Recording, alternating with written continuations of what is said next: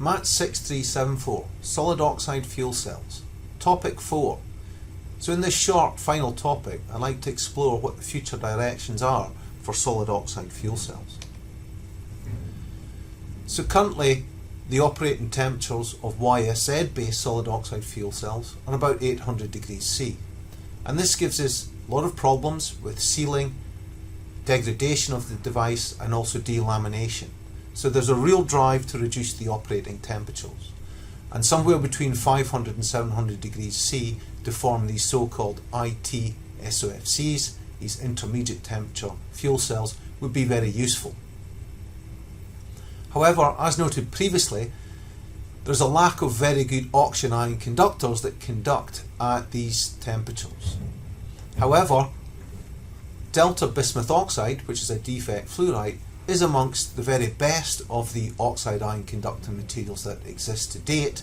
However, if it's exposed to the fuel directly, it will decompose even at these intermediate temperatures. So in 2011, Eric Washman reported in Science this concept of making use of a bilayer electrolyte. So instead of the electrolyte being a single layer, what would happen if we had a bilayer electrolyte? This bilayer electrolyte will take advantage of the highly conducting delta bismuth oxide if it's protected at the low oxygen partial pressure fuel electrode by another electrolyte which is more stable under the reducing conditions, in this case gadolinium doped ceria.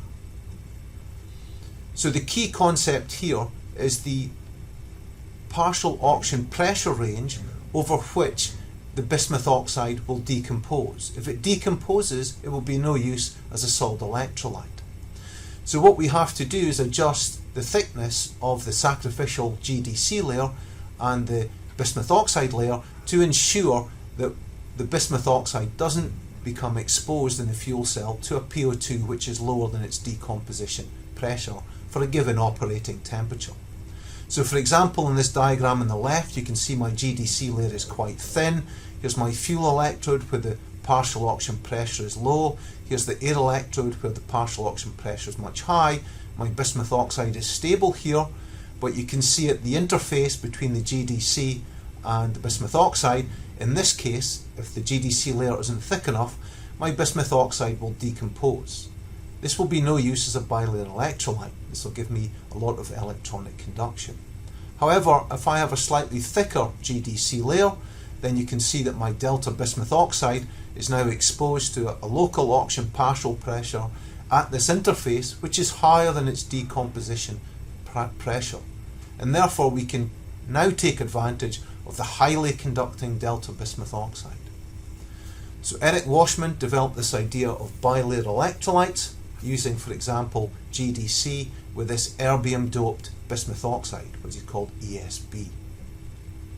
So this has several advantages because the GDC is reasonably stable in the fuel at 600 degrees C.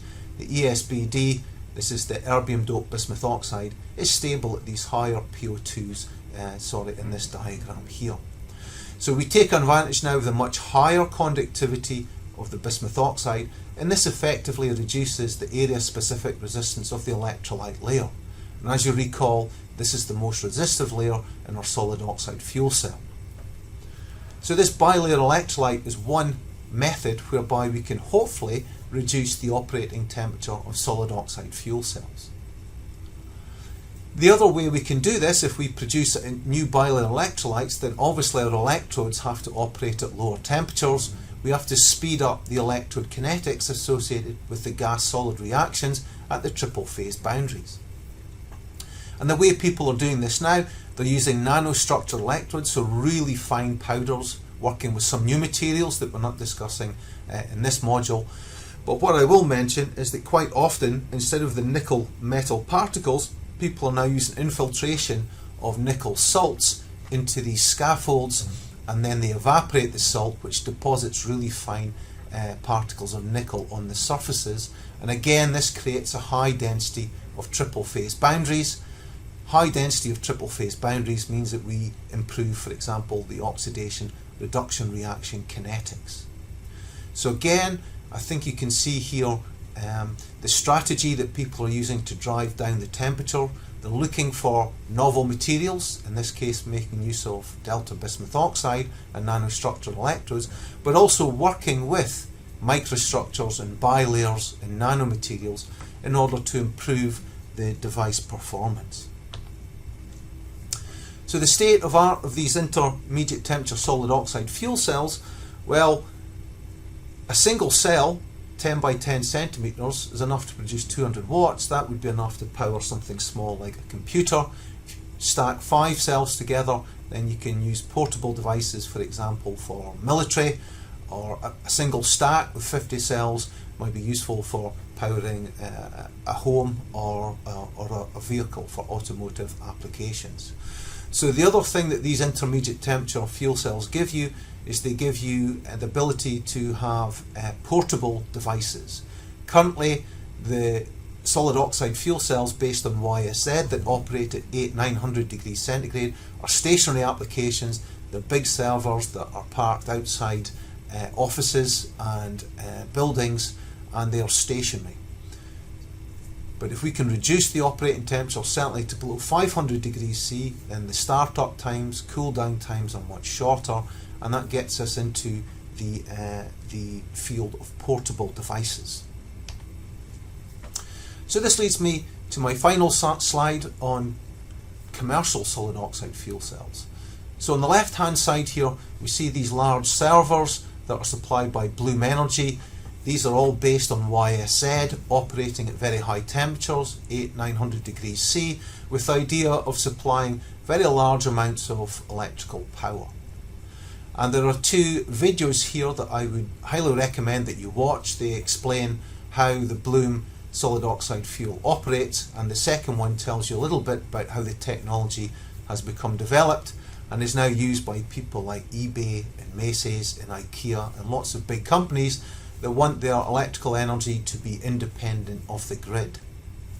On the right hand side here we see a newer technology. This is the redox cube. This person here is Eric Washman, who I talked about in the previous slide.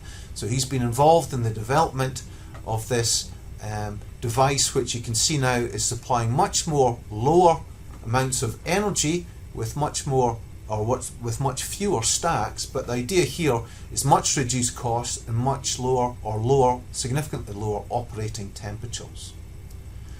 So this is a different design to be much cheaper and to operate at lower temperatures, heading towards portable applications, whereas the YSZ based devices are all stationary devices for high temperature applications.